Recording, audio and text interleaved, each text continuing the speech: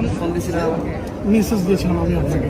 এখন হুজুর পাক সাল্লাল্লাহু আলাইহি ওয়াসাল্লাম, আমি একদম শুরু থেকে আপনার নাচ শুনতেছিলাম, মানে একদম 21 সাল 20 সালের দিক থেকে আমি আপনাকে আমার পোস্টেও কয়েকটা মেনশন দিয়েছিলাম, হয়তো ইয়া হয়নি। তো এখন নাচ শুনতে শুনতে আমি হুজুর পাক সাল্লাল্লাহু আলাইহি ওয়াসাল্লামের আমি আমার পোস্টে যদি খেয়াল করেন আমার হুজুর পাক সাল্লাল্লাহু আলাইহি ওয়াসাল্লামকে নিয়ে অনেকগুলো। তো আসলে এই যে নাত রাসূল কাকে কোথায় নিয়ে আসে এটা আসলে বলার সাধ্য নেই। আর আল্লাহ রাসূল কবুল করলে নাতের মাধ্যমে।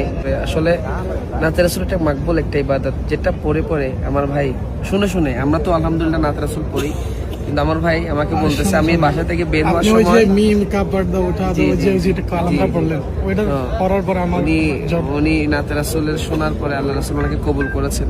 তো আমি আপনাদেরকে বলবো আসলে নাতে রাসূল সাল্লাল্লাহু আলাইহি ওয়াসাল্লাম আপনি যদি অন্তর থেকে শুনেন, রাসূলকে যদি আপনি যদি অন্তর থেকে ডাকেন, তাহলে অবশ্যই আপনার মদিনার হাজির আল্লাহ পাক কখনো না কখনো আল্লাহ রাসূল আপনাকে মদিনায় ডাকবে। সে বিশ্বাসে আমার আছে অন্ততপক্ষে।